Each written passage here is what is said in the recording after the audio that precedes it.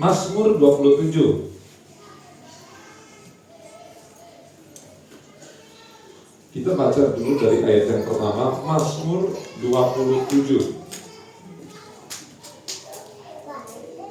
Aman dalam perlindungan Tuhan. Sudah ketemu Bapak Ibu? Amin. Mazmur 27 mulai dari ayat yang pertama. Sudah ketemu, katakan amin. Oh banyak ya. Ayo kita mulai dari pertama. Aman dalam perlindungan Tuhan. Dari Daud. Tuhan adalah terangku dan keselamatanku. Kepada siapakah aku harus takut? Tuhan adalah benteng hidupku. Terhadap siapakah aku harus gemetar? Ayat 2. Ketika penjahat-penjahat menyerang aku untuk memakan dagingku, yakni semua lawan dan musuhku, mereka sendirilah yang tergelincir dan jatuh. Ayat 3. Sekalipun tentara berkemah mengepung aku, tidak takut hatiku. Sekalipun timbul peperangan melawan aku, dalam hal itu pun aku tetap percaya. Perhatikan Bapak Ibu di sini. Ini Mazmur Daud sedang mengalami kondisi apapun. Ini ayat 1 sampai 3 positif atau negatif? Positif ya. Artinya apa? Dia nggak takut dengan kondisi apapun. Dia yakin Tuhan akan menolong. Amin. Jadi dalam ayat 1, 2, 3 ini keyakinan. Nah, kenapa orang atau Daud ini bisa yakin? Padahal saya mau katakan Daud ini hidupnya memang Raja Daud ini hidupnya luar biasa kaya raya, tetapi siksanya juga luar biasa. Sampai titik terendah Daud ini pernah sampai pura-pura gila. Apa Bapak Ibu? Pura-pura gila. Saya nggak mau contohkan di sini karena nanti saya akan disangka gila. Air liurnya sampai keluar, dia pura-pura gila supaya dia tidak dibunuh. Karena apa? Dia ada di kerajaan musuh. Kemudian orang-orang berkata, loh, bukankah itu Daud yang mengalahkan siapa? Si Pitung atau si siapa? Goliat. Bukankah dia yang mengalahkan Goliat? Terus kemudian Raja Filistin berkata, ngapain kamu bawa orang gila kepada saya? Bayangin, itu levelnya sampai udah merosot sedemikian rupa. Tapi ayat 1, 2, 3 Daud optimis. Ikut Tuhan maka tidak pernah Tuhan mengecewakan. Katakan amin. Kenapa? Rahasianya. Ayo mari kita semua sama-sama. Kalau Daud bisa, kita pun bisa. Ayat 4 kita baca pelan-pelan saja. Sambil kita, kalau bisa saya ajak bernyanyi ini. 1, 2, 3. Satu hal telah kuminta kepada Tuhan, itulah yang kuingini, diam di rumah Tuhan seumur hidupku, menyaksikan kemurahan Tuhan dan menikmati bait-Nya. Tuh lihat, ada lagunya nggak? Bisa, Bapak Ibu? Ya, bentar ya, di G dia. Telah ku minta kepada Tuhan, itulah yang ku ingini. Naik di A. Diam di rumah Tuhan seumur hidupku, menyaksikan kemurahan Tuhan. Dari awal. Satu hal telah ku minta kepada Tuhan,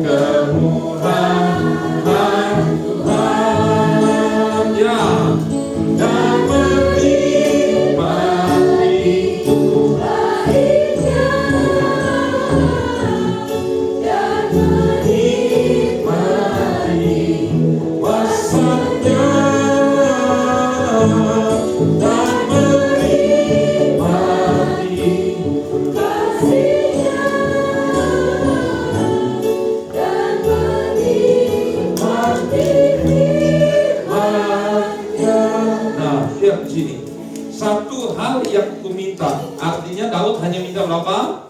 Satu. Tuhan gak boleh kasih apapun, tapi satu saja yang saya minta. Yang Daud ingini itu diam di rumah Tuhan. Nah ini kuncinya Bapak Ibu. Diam di rumah Tuhan seumur hidupku. Daud menyaksikan kemurahan Tuhan dan menikmati baitnya. Waktu berapa bulan lalu saya sudah kasih tahu bahwa bait Allah pada waktu itu bukan dalam gedung, karena gedung bait suci belum jadi masih dalam bentuk apa? Kemah. Itu bayangin, Daud saja gak bisa masuk ke dalam kemah ruang Maha Kudus. Bahkan lebih parahnya lagi waktu di zaman Daud itu, kemah sucinya itu hanya seadanya aja. Jadi bukan kayak di zamannya Musa, itu bagus banget kemahnya. Kalau ini kan kemahnya kemah darurat lah. Tapi mau dimanapun itu, yang penting di situ ada Tuhan. Ingat baik-baik. Di mana ada Tuhan, di mana ada hadirat Tuhan, disitulah Daud ingin terus berada di dalam hadirat Tuhan. Saya mau katakan, mau khotbah saya setiap minggu 3 kali atau 4 kali, itu tidak akan merubah Bapak Ibu. Saya pelajari ini baik-baik. Kenapa setiap banyak firman Tuhan yang masuk, kenapa orang Kristen itu seringkali gak berubah-berubah? Sudah dinasihati, sudah dimarahi, sudah dikhotbahi, khotbahnya juga enggak kurang keras, khotbahnya keras-keras, tapi kenapa ini tidak bisa berubah-berubah? Kira-kira jawabannya apa? Karena apa? Karena satu hal aja. Orang tersebut belum mengenal pribadi Tuhan. Coba dinaikkan sedikit. Orang tersebut belum mengenal pribadi Tuhan. Kenapa ini penting? Sampai sini kita harus paham.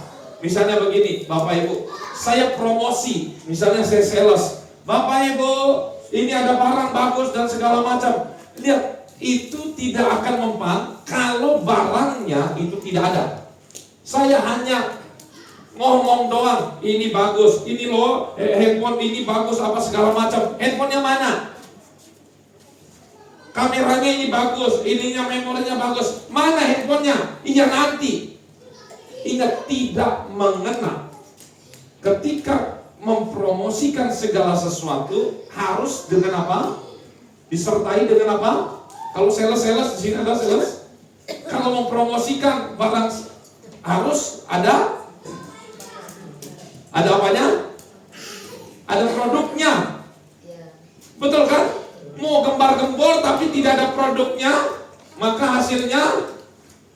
Jadi gimana? Mau closing nggak? Ibu mau nggak beli produk saya? Ya nggak mau. Saya aja belum pernah coba samponya. Ngapain saya beli sesuatu yang nggak pernah dicoba? Sama seperti beli online, beli handphone datangnya sabun batang, ya. Kan ada yang begitu. Lihat di sini, produknya belum dicoba, tidak pernah dipakai. Sama juga saya ini salesnya Tuhan. Saya khotbah sehebat apapun, kalau tidak ketemu sama produknya itu apa? Yaitu yang saya beritakan adalah pribadi Yesus. Saya mau kasih tahu sekali lagi, jangan bedakan Yesus dengan Roh Kudus. Ini sudah pernah saya ulang-ulang. Yesus dengan Roh Kudus adalah sama. Karena ada berapa ayat Alkitab, nggak perlu kita buka lagi. Roh Kudus juga disebut dengan Roh Kristus. Roh Kudus juga dalam perjanjian baru Roh Yesus Kristus. Kenapa Yesus harus menjadi Roh Kudus? Kalau Yesus masih dalam bentuk tubuh kayak begini, ingat saya sering banget ngomong begini, maka Yesus menjadi terbatas atau tidak terbatas? Terbatas. Kalau di sini nanti GSJ nggak dapat, Betani nggak dapat, banyak yang gak dapat. Maka Yesus yang dalam bentuk tubuh harus dia naik ke surga dalam bentuk roh. Karena roh itu dia menjadi tidak terbatas. Jadi kalau saya berdoa, Bapa, saya mengasihimu, apakah Yesus cemburu? Saya tanya, apakah Yesus cemburu? Roh Kudus, saya mengasihimu, apakah Yesus cemburu? Enggak. Contohnya begini, misalnya istri saya memuji karakter saya orangnya baik. Apakah diri saya marah? Kok kamu suka sama karakter saya? Kok kamu gak suka saya? Loh, kan bukan begitu. Karena karakter saya adalah menjadi satu bagian dengan diri saya. Istri saya memuji misalnya rambut saya, ya, kok botak begini ya, kok rambutnya bagus ya, sudah agak botak-botak begitu, lebih seksi seperti itu. Apakah kaki saya marah? Enggak. Karena rambut dan kaki saya adalah satu kesatuan. Jadi nanti kalau kita menyembah Tuhan, itu kita menyembah dalam, mau kita pakai nama Bapa, pakai nama Yesus, ataupun nama Roh Kudus, mereka semua adalah satu kesatuan.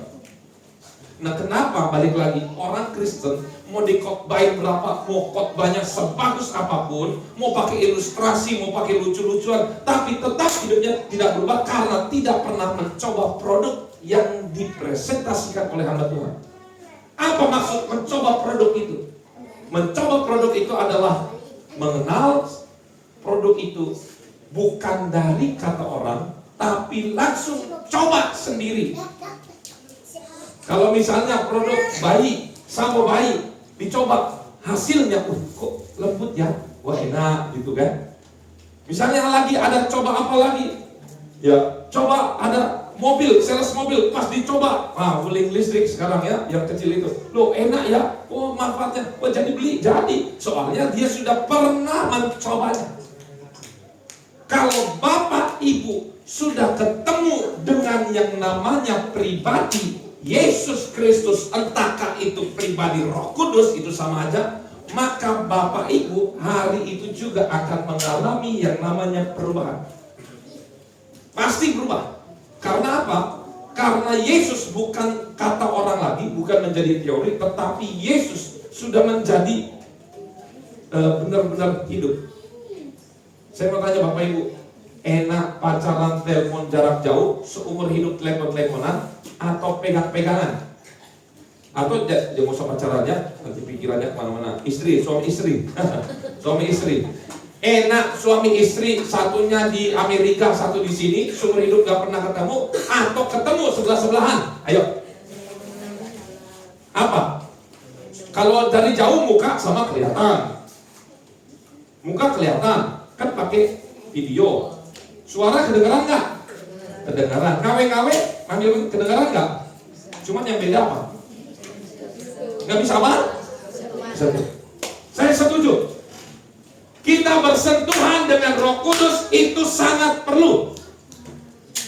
Makanya nanti kalau kita masuk dalam hadirat Tuhan, makanya Bapak Ibu nggak usah aneh. Kalau nanti ada orang tiba-tiba menangis, mengalami segala sesuatu yang kok saya kayak dipeluk om ya, ini beda-beda. Ada yang dipeluk dia rasa menangis, ada yang rasa dipegang. Pokoknya fenomenanya ini karena begini, om kok itu kayak orang gila, nggak masuk akal. Saya mau tanya, Allah itu roh atau tubuh? Ayo jawab. Allah itu roh. Kalau kita berjumpa dengan Allah, harus dengan tubuh atau roh? Harus dengan roh. Saya mau tanya, tubuh kita ini, dalam diri kita manusia, ada rohnya kita? Ada apa enggak? Ada. Fungsikanlah roh itu. Makanya kita menyembah Tuhan bukan hanya dengan tubuh, tapi ketika masuk dalam hadirat Tuhan, pindah dalam dimensi tubuh, masuk dalam dimensi roh. Makanya ketika kita masuk dalam dimensi roh, Bapak Ibu, ketika justru Bapak Ibu tutup mata, disitulah Bapak Ibu melihat sesuatu keajaiban kuasa Roh Kudus. Tapi om, saya kok ada malu ya om, yang mau. Nah itu, malu itu akan menghalangi perjumpaan pribadi kita dengan Roh Kudus. Om kalau nangis itu kayaknya kurang apa ya, malu. Saya Ngapain malu Bapak Ibu? Kalau kita berjumpa dengan artis, saya ingat dulu waktu saya kecil, yang paling terkenal itu Michael Jackson. Saya kenal dia sampai ketemu Michael Jackson, waktu dia begini aja, dia siramin air, dia sampai waktu dia nyanyi sampai kejang-kejang. Ada yang pingsan. Ini serius, Michael Jackson pernah? Oh nggak tahu ya. Kan seumuran kita kan? Ya. Pingsan-pingsan kan, banyak yang pingsan. Saya bilang, waduh pingsan, kalau KKR pingsan wajar. Ini Michael Jackson, semua pada nangis. Itu lihat. Kenapa? Karena mereka tersentuh, dapat feel-nya. Kalau untuk dunia bisa nangis, bisa his. Kalau ketemu Kim Jong Un, oh, takut lari ya. Sama aktor Korea, Lee Min Ho, ya. Dia ketemu di bandara, segala. Dia kayak histeris. Kalau ketemu Tuhan, ya biasa aja. Padahal yang ciptain siapa? Tuhan. Yang kasih makan kita siapa? Yang kasih kita jodoh siapa? Kok malu buat sembah Tuhan? Gak usah malu. Jangan malu ketika menyembah Tuhan, supaya nanti ketika di takhta Allah Tuhan tidak malu. Nanti Tuhan lihat, kamu yang malu nyembah aku ya. Aku juga malu ngaku kamu anak saya. Ingat, mau hidup kita berubah, satu aja caranya, gak usah banyak-banyak. Bertemu dengan hadirat Tuhan. Om, bagaimana Om tanda-tandanya ketemu dengan hadirat Tuhan? Begini, ketemu dengan hadirat Tuhan itu di luar akal logika, ini gak akan masuk di akal. Sekali lagi tidak akan masuk di akal. Om, tapi ini kayaknya gak benar. Gak benar dan benar. Perhitungannya, kalau saya pakai logika 50%, 50%. Kalau kita gak pernah coba, kita gak pernah tahu. Anggaplah ini gak benar, tapi jangan salah. Kalau benar, bagaimana? Ayo. Kalau memang itu perasaan saya saja, kenapa ada banyak orang yang ikut merasakan juga? Hampir rata-rata di sini sudah merasakan. Makanya saya ini mengajak bagi kita yang belum pernah mengalami perjumpaan sekalipun. Ini bukan seperti orang gila, karena nanti begini. Ada yang misalnya cuma nangis, ada yang dia rasa panas, ada yang dia rasa dingin, ada yang dia mengalami penglihatan mau api, ada yang rasa dipeluk, ada yang dia gemetar. Itu jangan ditahan. Biarkan aliran Roh Kudus itu mengalir aja. Dan gak usah ditahan. Dan gak usah dibuat-buat juga. Yang mengalir aja. Enjoy. Ikut dengan Tuhan. Enjoy. Nikmati bersama dengan hadirat Tuhan. Gak usah malu kiri, gak usah malu kanan. Supaya kita benar-benar mendapatkan produk yang saya omongin tadi. Karena produk ini adalah janji Tuhan yang harusnya setiap orang miliki. Produk ini adalah Roh Kudus. Dia akan memberikan penolong kepada kita semua, yaitu Roh Kudus itu. Kalau misalnya kesambat setan, orang kerasukan. Kalau orang itu kesambat Roh Kudus, maka ini menjadi sesuatu yang luar biasa.